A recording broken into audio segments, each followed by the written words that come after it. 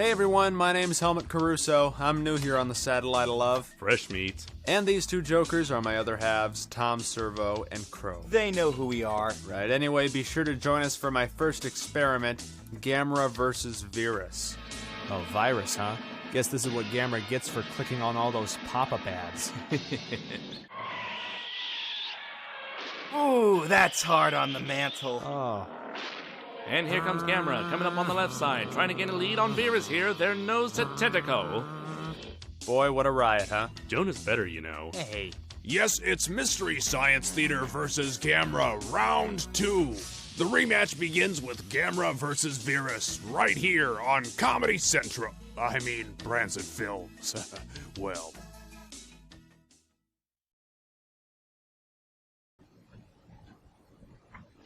Gentlemen, the time has come once again to discuss things. Launch the birdie. I'm not in this. Don't servo. I'm huge.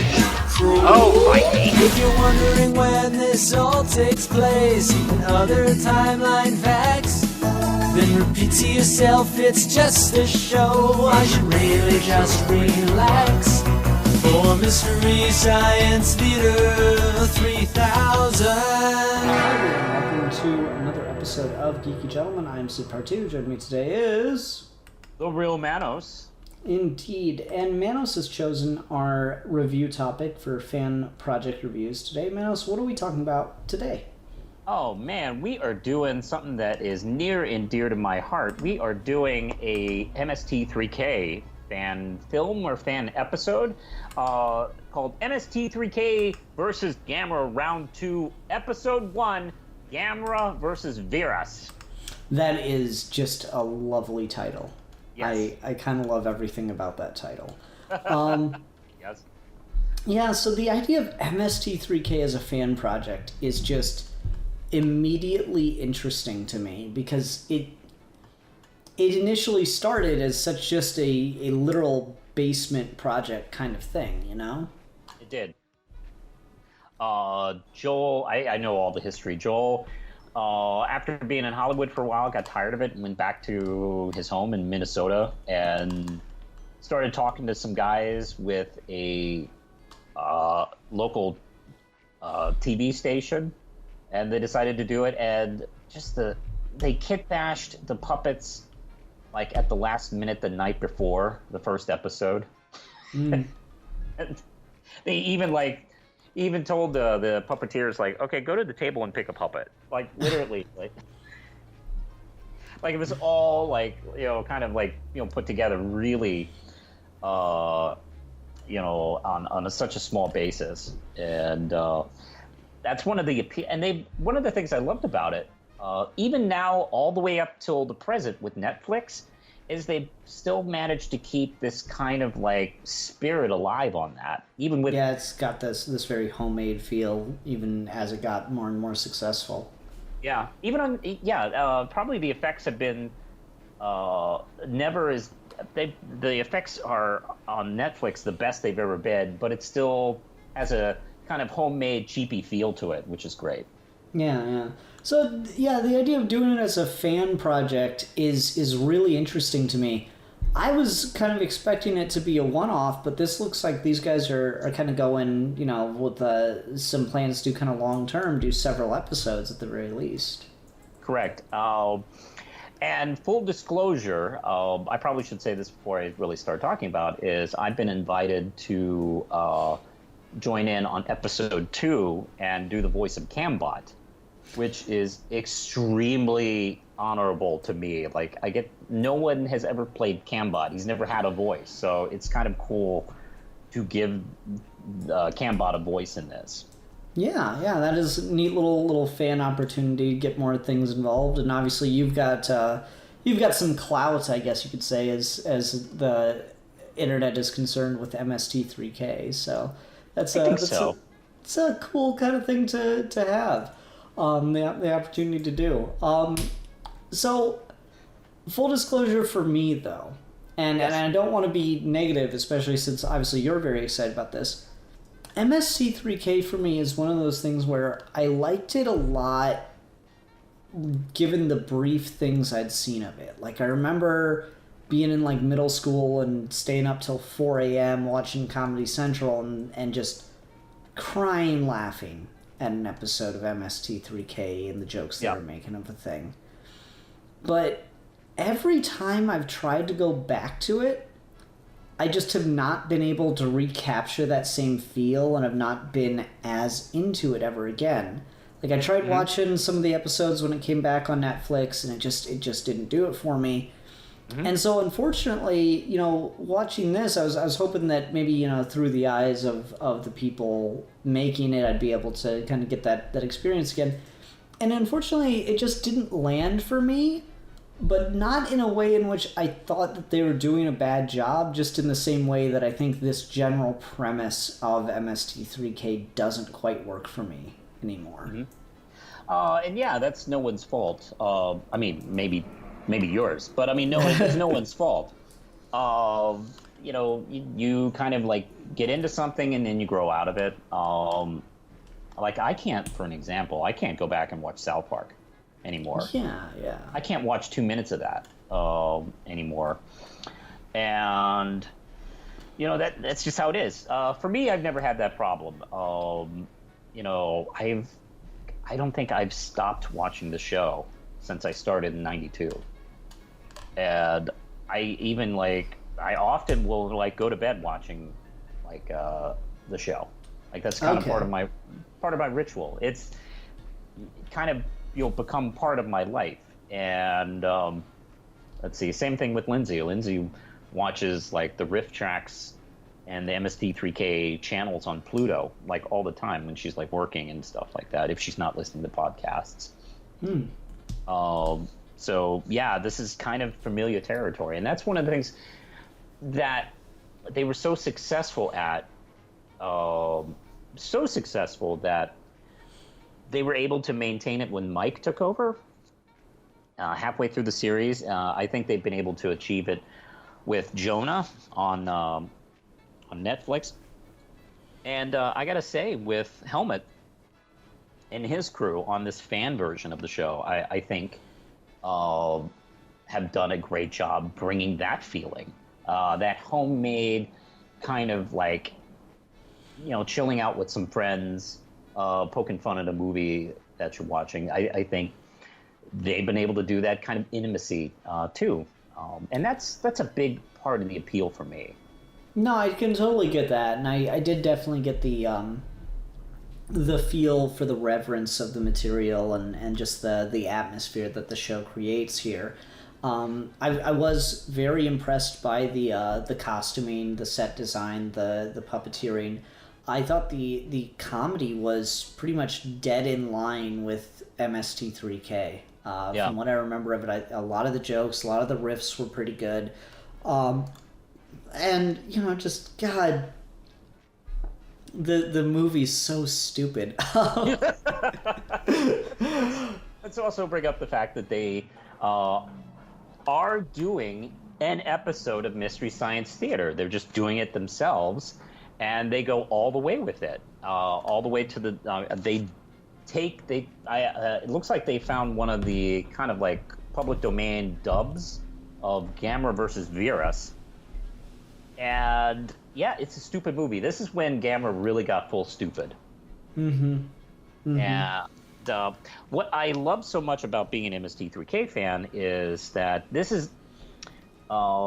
was the Gamera film that the real MST3K skipped. I think this is like the fourth film or something like that, if I'm not mistaken. Because MST3K did, Gamera the Invincible, and then versus Baragon, Geos. They jumped to Gamera versus Giron, which I think is my favorite. And then Gamera versus Zigra. And they, somewhere down the line, VIRAS is in there. And I remember, I think it's one of the episodes where they flash back, because Gamera loves to, like, use footage from other Gamera films. And they did that in a flashback in one of the episodes. And the B-Butt spaceship is in there. and the two Kennys that are in this one are featured. And yeah, they just never did this film, and was really satisfying. Is they chose to do this one. It's like a missing lost episode. That is really cool, and that's just a detail of the show that I wouldn't get since I'm not a super fan of it. But that's a cool little fan detail to throw in there. Yeah.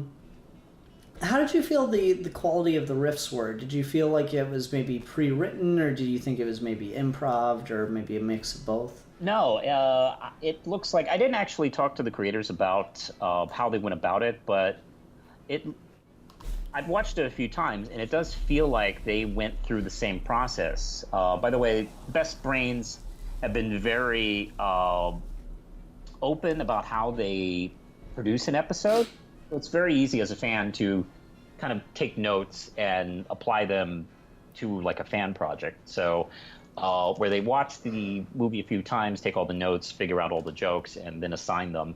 And it sounds like they did it, because I've heard riffing improvised, and I've heard it like scripted, and this is very obviously scripted. They took their time to do this. Mm-hmm. And one of the things that's also I enjoyed is they didn't with the riffing, they didn't overplay their hand of being a fan project. Like they didn't like do the greatest hits on jokes and riffs and catchphrases and stuff like that. Oh yeah, I guess that's a good point. Nothing felt like forced. Correct. And that could be easy to do, especially if you're a fan. And when they did callbacks, it only felt natural because the original MST3K does callbacks like all the time. Like they get into like certain things they like to say or referring to other things and stuff like that. Yeah, like they do the 60 Minutes joke constantly, right? Like that's just a classic of MST3K. That and what's his name? Martin Sheen's brother. Joe Estevez. Yeah, like you might recognize me as Martin Sheen's more talented brother. Like that's an MST3K joke I swear I've heard like 6 times in different movies. Oh my god, yeah, there are some things I didn't know existed, and I learned of their existence through MST3K jokes. Like eventually I would look something up, like what the hell are they talking about? Like when they mention Eric Roberts' sex chair, what does that mean? I'll look up that joke, and I'll learn like, oh, that's a reference to his film Star 80 and stuff like that, and. They'll refer to other episodes, and they do that a little bit here, but it all just feels so natural. Especially the Tom and Crow in this is supposed to be the same Tom and Crow, even though we have a different host. So it's natural they would make those same references. Yeah, I thought that really worked. I really like the storyline. It was like this guy that volunteered as an unpaid intern, and he's only been there a day, and he's already like feeling the torment of the satellite. Yeah. I thought that was pretty funny. I also really liked the villain. Like one thing for me of MST3K that's never really hit is the gags with the villain. But the Crimson Weirdo, what a name. But also, like, he was one of the things I really did enjoy about this, because he's just got such, like, guys, if you could just, like, help me out on the whole torturing you side, that'd be great. Like, that's really, really funny to me. That was one of the few jokes that really did get me laughing. Though, I have to say, as much as, like, I can appreciate some of the stuff, like, if I were a fan, I could see liking it. A lot of this for me just didn't land, so I kind of felt myself, I don't want to sound mean, but I did feel kind of bored throughout watching a bunch of stuff like this. So those moments that did stand out, that did make me laugh, I just appreciated them, I think, a lot more because they were such good standout moments. I really enjoyed the main two characters, Helmet and Crimson Weirdo, because they did. One of the things I really liked about them is they stood on their own as characters. They had fairly unique backstories. Like Helmet volunteered instead of being shanghaied like the other guys.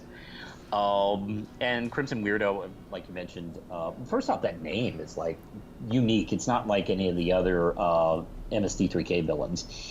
And he's very right in line of like the kind of loser type of character Mystery Science Theater would make fun of, like some guy in his basement. Mm-hmm. Like, I love that he doesn't even have a set. He just has his room. Yeah. That's adorable.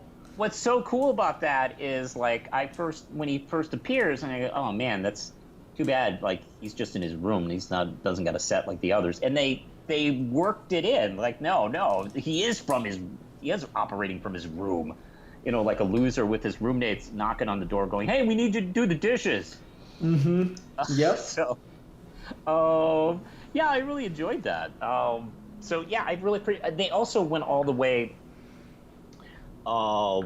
When I first started hearing Tom and Crow talking, I was like, wait, that sounds like Trace and Kevin talking. And they actually use audio clips for the first scene. From, you know, and then their voices adjusted. Oh, interesting. So it's like, oh, great, that was so cool. You could actually hear their voices adjust in episode instead of just like beginning with new voices. That was funny, and I thought that was really cool. And they really did a lot of thinking about how to put this together. Because one of the things I like so much about MST3K is, despite the fact that it's just a show that it's a puppet show that makes jokes about movies, it actually has a really well done continuity. Mm-hmm. Like, it is far and above DC Comics. I mean, that's not hard. Yeah, I mean, it's far above, like, I don't know. I feel like it's just as strong as any strict continuity you've ever seen. I think it's better than the MCU continuity sometimes. Because they always take the time. You know, it's so funny because they give themselves a leverage by the theme song. Like, hey, it's just a TV show. I should really just relax. And then they make sure all the continuity fits, like all the way up until, all the way from the beginning of the show, all the way up to the Netflix seasons. And these guys also very wisely do that too. It fits in, it fits in really well. So yeah, I thought Helmet has a really good attitude that kind of works within the usual MST3K hosts. He has a very natural presence. He has kind of an everyman quality, which is one of my favorite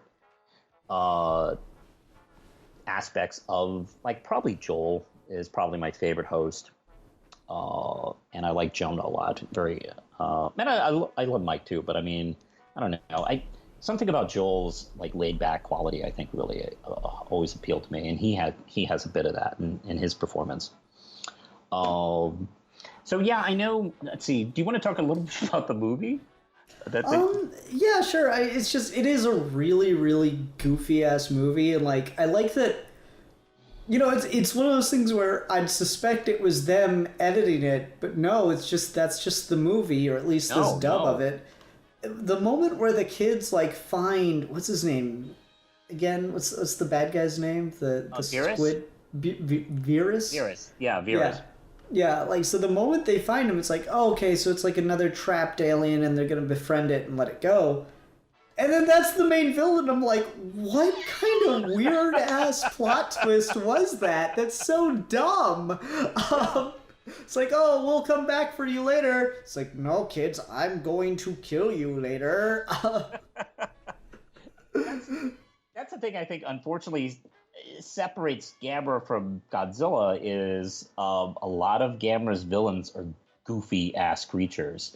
And I guess they try to make the thing, I guess, maybe not too scary for kids or seem non-threatening, and then it becomes a threat. But I mean, by the time there's a couple like Zegra's like this too, where by the time the monster shows up as a threat, it's like at the end of the movie, and you've kind of like given up any hope of this thing being threatening.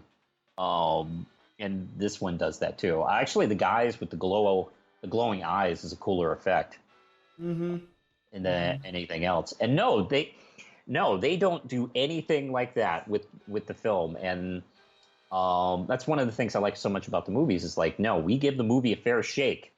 This is what the movie looks like. We don't need to edit it and fuck it up and make it look worse. Let's see. So yeah, they go all the way with it. They even went so far as to do the commercial breaks. Yeah, that one I thought was kind of interesting, and like I like the idea, and I'm sure it was very nostalgic to people watching it to see those really old commercials come back up. Part of me was kind of hoping they'd either do like new modern commercials on it, or maybe shoot their own. Because that just seems like a little bit of a missed opportunity. I'm glad they didn't shoot their own. Because, I don't know, it kind of helped give it, especially when you watch the show. Well, actually, here's the thing. Like, when you watch, of course, I watched the show on Comedy Central for years, and I saw those same commercials over and over again. And they used a lot of commercials that aired during that period. But also, there are sometimes some episodes online still have some of the commercials in the shows. Or like someone videotaped it and and then they put it onto video. So even if you didn't watch MST3K in the 90s, you still have probably seen cuts like this of some of the episodes. So that I thought was really clever and funny. And because, Mystery Science Theater, they knew their audience saw these commercials over and over again, to the point where even sometimes within the show, they would make fun of the commercials. That's pretty good. Oh yeah, because like, hey, look, they watch their own show. They see these damn commercials 50,000 times every break too. Like they what was it on Sci-Fi Channel? There was the Lord of the Dance commercial that they said it literally did play every commercial break on Sci-Fi Channel. So like, I think by this second season on Sci-Fi Channel, they like opened making fun of it. Like they went all in, like trashing it. And that would appear in their riffs and stuff like that. So that was really appreciated because I really didn't see that coming. And to be honest, they didn't need to do that. But, it felt like over and over again, they went the extra mile. It's just one of those things where anytime something does a commercial break in the internet age now as a gag, it's so strangely disconnected, but like that kind of makes it funnier. Yeah. Anytime I see commercial breaks in this day and age, I'm kind of just like, whoa, because I'm so not used to it anymore. I gave up and got Netflix like everyone else, and it's just I have no patience for commercials anymore. My dad used to like mute commercials every time the commercial breaks would start. He'd mute commercials. Yeah. And I just I can't even imagine putting that much effort into something anymore. Yeah, I think my dad used to do that too. I used to when I started working like in the 90s, I wasn't always home, so I would videotape. Set the VCR for whatever show I was watching at the time: X-Files, Mystery Science Theater, Simpsons, and stuff like that. And of course, have to deal with the commercials, fast forwarding through them and shit. And when I'd record like MST3K or Batman the Animated Series at home, when I was there, I would pause it right at the commercials starting, and I got really good at that editing. And MST3K was helpful because they had the MST3K bumpers, which was extremely helpful. But I mean, that's kind of how it is, living in that era. So it's, I don't know, it's just weird to see commercials now. I don't know, maybe they'll keep with the 90s ads. It's certainly up to them. And they don't have to take my advice, since I'm probably not going to watch more of this, just since it's not really my thing. But I don't know. I'm appearing in the next episode, so you have to watch it. Oh yeah, I mean, I'll watch it for you. Sure, that's fair. Of course. Yeah. Oh yeah, I'm not going to watch it with you in it. But at the same time, part of me is kind of curious if they want to like maybe play with the format, like you mentioning that MST3K used to like mention their ads and stuff. Makes me kind of curious of like, well, what if they play with like the, you know, YouTube ads, that like the really uncomfortable ones? Like for a good 2 weeks, I was getting Google ads targeted at me to like clean your nuts, and I was like, what the fuck? This is so uncomfortable. That's definitely that's not a bad idea. Like they could like either in one of the bumper sketches, one of the sketch sequences, or you know, just even in the riffs. Especially if they keep doing these more, they can kind of just build. And that's one of the things I like so much about the show, is it really does feel communal. Like, you know, you watch it, you see the same crap surrounding it, and they see it too, so they make fun of it. Mm-hmm. That would be cool if they like you know, kept, unless they are. I didn't talk to them about this, but unless they're like trying to frame it like as if it is a version of the show that was on Comedy Central or something like that. If that's the method, they may or may not do it. But yeah, maybe. Part of me thinks it's just worth it for the gag, you know? It would. Well, look, if I was on the writing staff, I probably already would have started doing that kind of joke. Because man, I make those jokes in my own videos. So. Mm-hmm. Mm-hmm. But let's see. Is there anything else you want to talk about? How are we? Close in time? Yeah, we're pretty close, and I'm just trying to think if there's anything else that I wanted to make sure I brought up. Yeah, I really dug the riffing. I know since you're not as strong a fan as I am, you started to get tired of it, but I really did enjoy it, and I really appreciated how well they kept the pace up on the riffing. And like I said, they did a good job, like sounding enough like the show within it felt passable to be in the same universe while still feeling like these guys made it. You know, it had that nice kind of like balance. Like some of my favorite riffs were like, oh my god, like when VIRAS like impaled Gamera. Mm-hmm. You know, yeah, and they're like, oh, okay, it seems like it's all gonna wrap up nice, hunky-dory. There's a holy shit.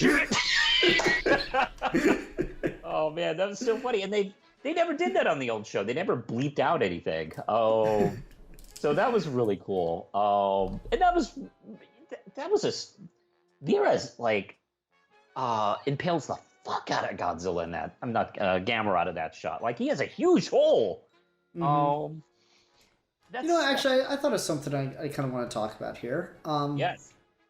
So I know one of the things that plagues official MST3K, of course, is the licensing side of things. Yes. And getting the rights to play stuff. And you and I are both intimately familiar with the landscape of YouTube copyright hell. Yes. So, like, if they were to do more episodes, how would you feel if they did stuff that was like internet famous, as opposed to just doing cheesy old movies? Like, what if they did like, bad films that are posted for free online kind of thing? Are you talking about like films that are within the public domain, or like YouTube? I mean, I'm thinking more like people who make like films on YouTube that are like kind of notoriously bad, like this isn't one, but it might as well be, like Birdemic, stuff that gets like posted online for people to watch that requires no licensing kind of thing. Well, I think MST3K used to do sometimes the film wouldn't be long enough to suit their needs, so they would like pad out the episode by making fun of like educational shorts or short films. Or even old serials, and that could be a method to kind of like do that, like be like the modern equivalent to making fun of an old serial or 50s PSA film. So I mean that's something they can interchange here and there. It'd be cool if they did like some kind of YouTube video and like an old serial and then the movie. Mm-hmm. That would feel like a nice feast. Yeah, I could see that. Just a neat little thought, given the way that YouTube is just known for being so welcoming and helpful to people on it. So yeah. But surprising, there's a good amount of films in the public domain they could do. Yeah, that's really true. So, matter of fact, let's see, I can't remember if I talked to you about doing a riff on the Captain America serial. I can't remember if I told you I wanted to do that. I was thinking about doing a riff myself on the Captain America serial, which is in the public domain. That's cool. It's terrible. It's really bad. So I've thought about doing it in the past, but I really don't have like the technical talent to put that together. I would have to have somebody who knows a thing or two about editing. Gotcha. But good Lord, these guys. When Helmet and Tom and Crow are sitting there in the silhouette, it looks exactly right. Like, the visual just looks perfect. Like for the last couple of nights, like I mentioned, like I normally watch the show, going to bed. And so, preparing for this episode, I spent a couple of days, watching the show. In this episode instead of like a normal episode, a regular episode, and it just fit. It was just, that's one of the things. When they contacted me and sent me a link, I was like, okay, let me check you out. I've seen some fan stuff before, and I was really kind of blown away by like how attention to detail. Like they go all the way with the stinger. The credits really are good. They did the original song.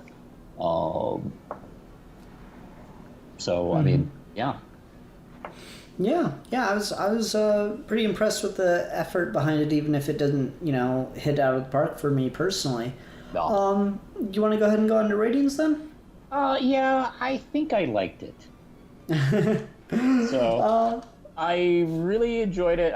Of course, I'm like the most welcoming audience for this. Look, if you get 60% there with an MSD3K fan episode, I'm with you. And these guys kind of killed it. Like, I'm very impressed. And I would definitely give it 5 out of 5 Ram chips. That's awesome. Again, my thing with this is not really a complaint against the product itself. I believe when you're reviewing something, you do have to be like, all right, what is its goal? What is it trying to do? And everything's, of course, not meant for you.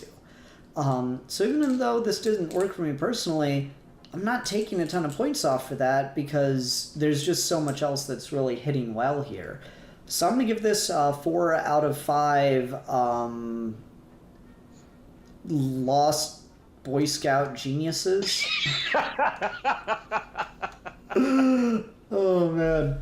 Oh, yeah, these Gamera films are this. This is what they're like. Mm-hmm. Oh, man. All right. Well, let's go ahead and wrap up and announce next thing. Deadpoolzilla was kind enough to join us for the last episode of Fan Project Reviews when we were reviewing the thing that I did. And, obviously we're doing a little bit of self-plugging for you, so I was like, okay, Deadpoolzilla, we'll do something for you. And so Deadpoolzilla, of course, writes fan fiction.